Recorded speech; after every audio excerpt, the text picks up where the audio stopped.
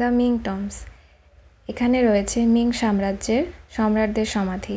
তো এখানে আমরা চলে এসেছি ঘুরতে, জায়গাটিকে দেখতে, সে সাথে আপনাদেরকেও দেখাবো এবং ছোট্ট একটি ঐতিহাসিক যে ইতিহাস রয়েছে সেটিও আপনাদেরকে জানাবো যে এই মিং সমাধিটা কিভাবে শুরু হলো, কার মাধ্যমে শুরু হলো, এবং এই সাম্রাজ্যের কিন্তু খুব সুন্দর একটি স্টোরি রয়েছে যেটা আপনাদেরকে আমি খুবই সংক্ষেপে একটু জানানোর চেষ্টা করব।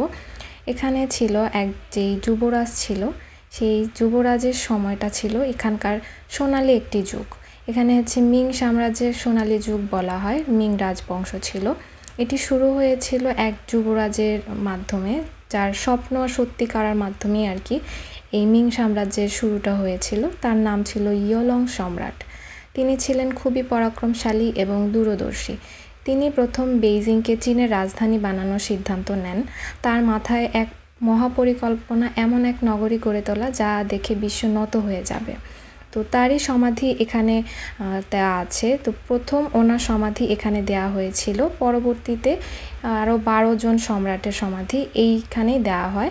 তো এই জায়গাটি আপনাদেরকে আমরা একটু দেখাচ্ছি। আমরা গিয়েছিলাম বিকালের সময়, আশেপাশে এই জায়গাটি দেখছিলাম, যেখান দিয়ে এন্টার হয় সেখান দিয়ে আমরা হেঁটে হেঁটে যাচ্ছিলাম। অনেকটাই রাস্তা হেঁটে হেঁটে যাচ্ছিলাম, আর আশেপাশে যেই গাছগাছালি ছিল পরিবেশটাও দেখতে খুব সুন্দর ছিল।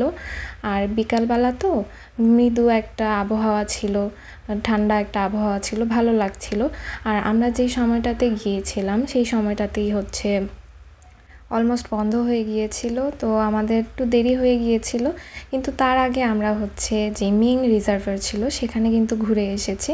এখানে আসলে আমাদের আসার তেমন খুব প্ল্যান ছিল না প্রথমেই। পরবর্তীতে আমরা যেহেতু ভিতরে যেতে পারিনি, কিন্তু বাহির থেকে আমরা কিছু দৃশ্য ক্যাপচার করেছি আপনাদেরকে একটু দেখানোর জন্য।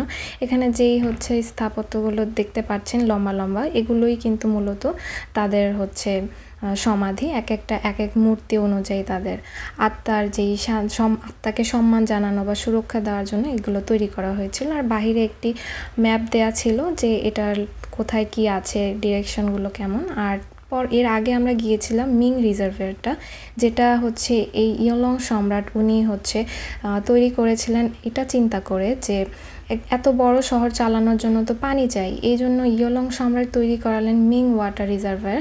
এই বিশাল জলাধার বা খাল সিস্টেমটা ছিল পুরো শহরের জীবনরেখা, যা বেইজিংকে পানির যোগান দিত।